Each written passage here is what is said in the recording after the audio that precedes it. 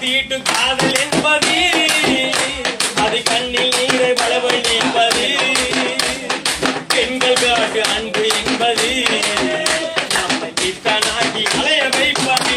ஐயாடே, நம்மை பித்தனாகி அலைய வைப்பது யாரு?